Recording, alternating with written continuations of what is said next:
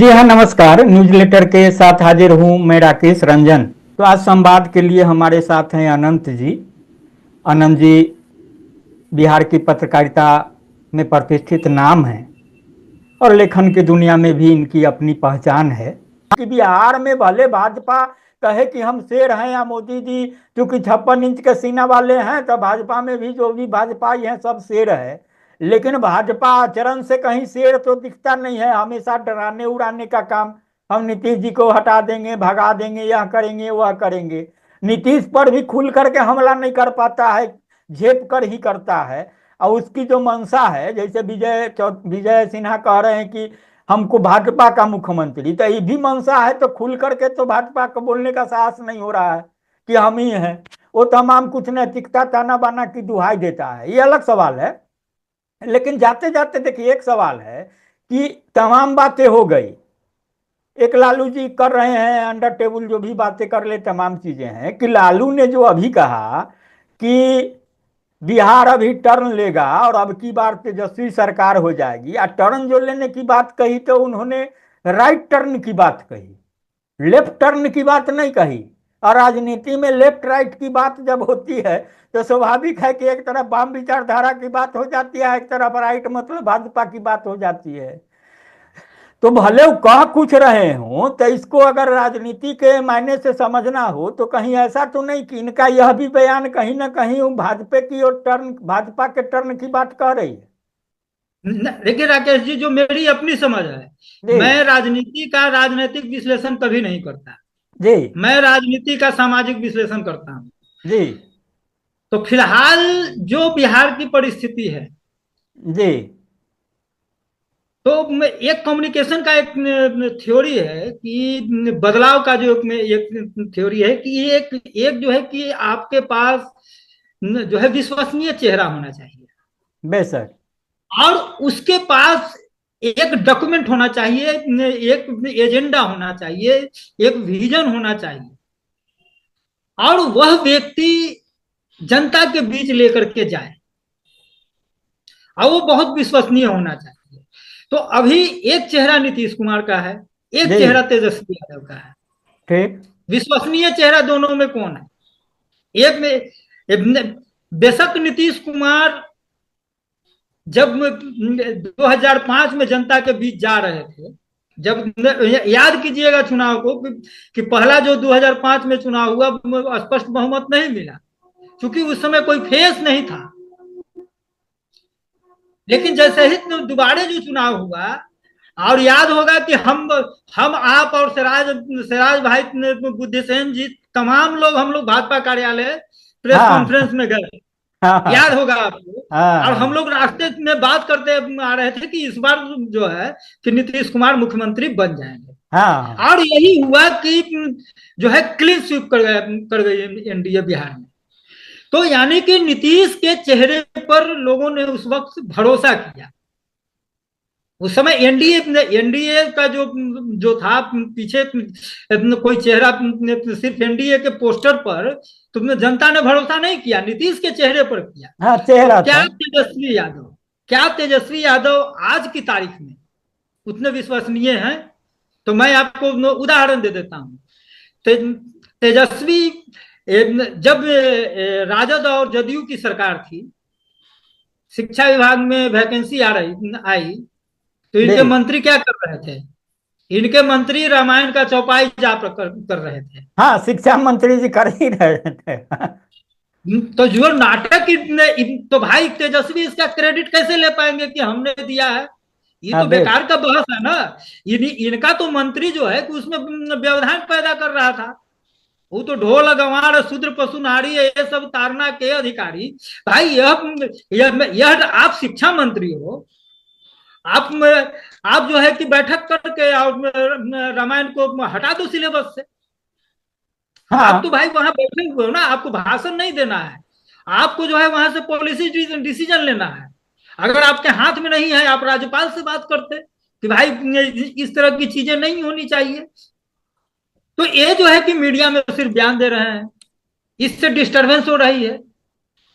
बेशक इससे बेशक। जिससे विभाग में जो है तनाव उत्पन्न हो रहा है। विभाग का इनके मंत्री का सचिव से नहीं पड़ता है। तो तमाम चीजें हैं, तो ये क्रेडिट कैसे ले पाएंगे? बेशक बेशक बेशक। सवाल भी लोग पूछेगा कि बताइए तेजस्वी जी, आप स्वास्थ्य मंत्री थे तो आपके विभाग में कितनी बहाली हुई? बेशक। सवाल है ना, बिहार में विकास का काम।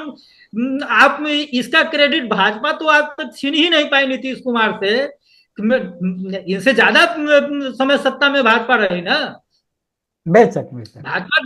भाजपा पर लोग विश्वास नहीं करते हैं कि भाजपा काम करती है। तो यहाँ जो जो क्रेडिट नीतीश कुमार को मिला हुआ है, क्या तेजस्वी उतने प्रभावी हो गए हैं? सत्ता परिवर्तन हो जाएगा इनके नाम पर? मुझे तो नहीं लगता है।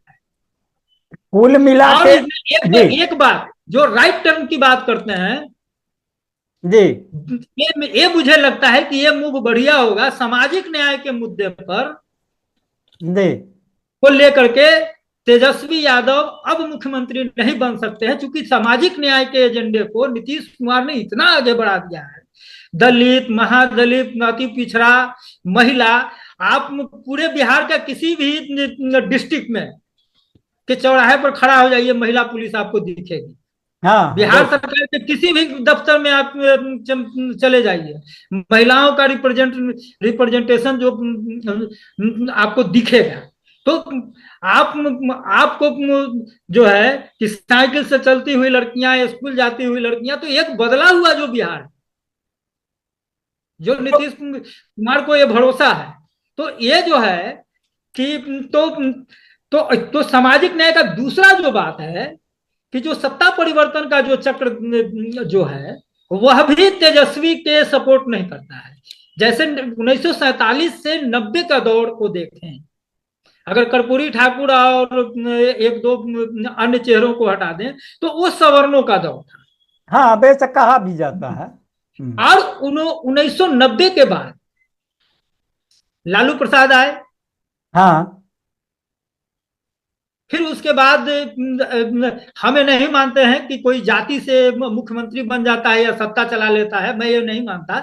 मैं ये मानता हूं कि जातीय समूहों की राजनीति जो करता है, बेशक। जो जितना जो जोड़ करके रखता है, वो सफल होता है। तो लालू प्रसाद जितने दिन तक जोड़ने में सफल रहे, वो 15 वर्ष की है। नीतीश कुमार जोड़ने में अब तक सफल हैं, तो इनका 20 साल है। तो यादव के बाद जो है कि जो नीतीश कुमार कुर्मी जाति से आते हैं, तो ये कहा जाता है कि कुर्मियों को सत्ता मिल गई। ठीक है भाई, तो अगर इस थ्योरी को भी देखेंगे तो फिर रिवर्स गियर में जाएगा, तो फिर सामाजिक न्याय कैसे होगा? बेशक तो बेशक। तेजस्वी को निश्चित तौर पर सामाजिक न्याय का एजेंडा छोड़ देना चाहिए। अगर उसे सत्ता पाना है तो तेजस्वी जी को ऐसा करना चाहिए। अगर बेशक अगर इन्हें सत्ता पाना है तो क्या ये जो राइट मूव की बात कर रहे हैं लालू प्रसाद, क्या सामाजिक न्याय का एजेंडा त्याग करने जा रहे हैं? हाँ, ये सवाल तो बनता है। सवाल बनता है, यही है। तो कुल मिला के आनंद जी, जो बातें हैं, जो निष्कर्ष है कि ये जो यह सत्य है कि आदमी परछाई जो है ना, वो आदमी का पीछा नहीं छोड़ता है इंसान का। आपकी जो परछाई है वो हमेशा साथ साथ चलेगी। और दूसरी बात है कि जो आपका अतीत है, जो आपका इतिहास है, वह भी पीछा नहीं छोड़ता। तो इतिहास के लिए एक बातें कही गई है कि जो सकारात्मक बातें हुई है, जो अच्छी बातें हैं, उनसे सीखिए, और जो नकारात्मक चीज़ें हैं उसको छोड़ दीजिए। नकारात्मक चीज़ें हैं तो उसको नकार दीजिए। लेकिन हम अब एक जब। बात और जोड़ देते हैं, जी क्योंकि आज भाजपा और राजद की में जो समानता है, एक चीज और देखेंगे कि लालू प्रसाद जब सत्ता में आए थे, तो एक गंदी बस्तियों में, दलित बस्तियों में जाकर के बच्चों को साबुन लगा करके स्नान करवाया करते थे। मोदी जी क्या कर रहे हैं? निगम कर्मियों का पांव धो रहे हैं। हाँ बेशक, काम वही है तो दोनों का तरीका एक है। दोनों का जो तरीका है, ये दोनों नेताओं का, लालू प्रसाद और नरेंद्र मोदी का, तो दोनों का तरीका भी एक है। हम सिर्फ यहाँ पर मेंशन करना चाहते थे। हाँ तो बेशक, तो हम कह रहे थे कि वही इतिहास की बातें और परछाई की बातें। तो इसीलिए जो होता है कि वर्तमान के धरातल पर खड़े होने की जगह जो कुछ अतीत की पूंजी है, जो कमाई पूंजी है, उसकी चर्चा करना और उसमें भी जो सकारात्मक है। तो आज जब आप देखते हैं कि तेजस्वी जी जब डीके टैक्स की बात कर देते हैं, कभी आरसीपी टैक्स की बात करते थे, तो पलटवार में हो जाता है मामू भंजा टैक्स, साला टैक्स की बातें हो जाती है। आप जब गिनाते हैं कि बिहार को बदलाव चाहिए, लालू जी कहते हैं कि बिहार राइट टर्न ले लेगा और इस बार तेजस्वी की सरकार बन जाएगी। आधार क्या गिनाते हैं? कहते हैं बेरोजगारी है, गरीबी है, पलायन है, अपराध है, कराह रहा है बिहार। तो भैया ये जो तमाम चीजें हैं, क्या यह नीतीश कुमार के शासन में ही उभरे सवाल हैं? बेरोजगारी का सवाल, गरीबी, पलायन, अपराध। और जब उनसे तुलनात्मक जब चर्चा होगी जो लालू राबड़ी राज का शासन था, तो कुल मिला के तो उलाहना देने की बात होगी। आप एक तस्वीर दिखाइएगा तो कोई दूसरा तस्वीर दिखाएगा, यही बातें हो रही है। और जनता देखती है, उसके पास कुछ नहीं है तो मनोरंजन करती है, तमाम चीजें।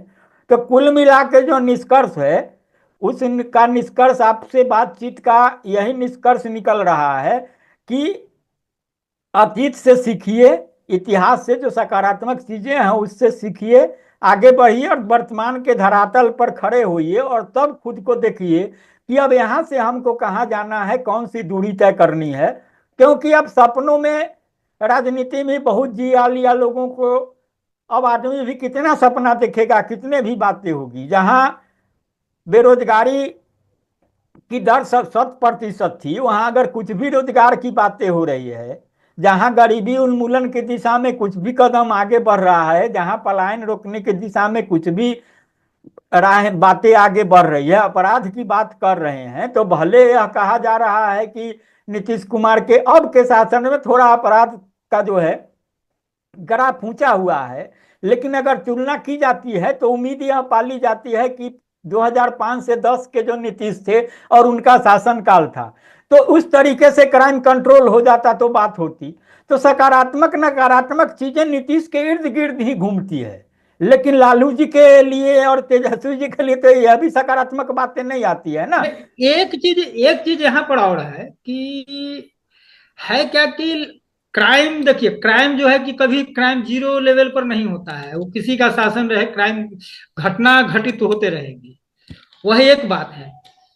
लालू और नीतीश के दौर का फर्क यह है कि लालू जी के शासनकाल में यह डायरेक्ट आरोप लगता था कि फलाने अपराधी को फलाना संरक्षण दे रहा है और वो राजद का नेता है, राजद का मंत्री है, राजद का विधायक है।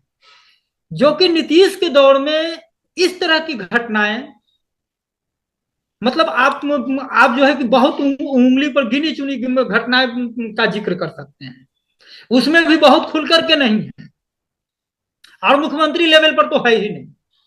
इनके शासन काल में तो भाई सीएम हाउस से कंट्रोलिंग की बात होती थी और ये बजाते अखबारों में छपती थी।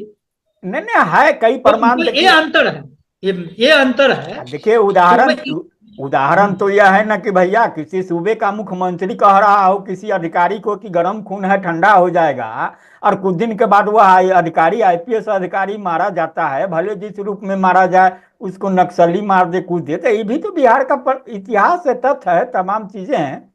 तो कुल मिलाकर के देखिए हम लोगों के बातचीत का लबोलुआ भी यही था कि जो राजनीति का जो भी विश्लेषण जिस रूप में विभिन्न माध्यमों से होते हो, लेकिन जो तथ्य हैं, जो सही चीजें हैं, जो जमीनी बातें हैं, उसकी चर्चा कहीं नहीं होती है। और उम्मीद है कि जो हमारे दर्शक है, श्रोता है, उनको बहुत कुछ समझने का इससे मौका मिलेगा। और आपने भी समय निकाला तो इसके लिए बहुत बहुत आभार आपका। और बहुत जल्द हम नए विषय के साथ आपके समक्ष फिर हाजिर होंगे, आपको साथ लेकर के अपने दर्शकों के साथ। तो आपका बहुत बहुत धन्यवाद जी। धन्यवाद।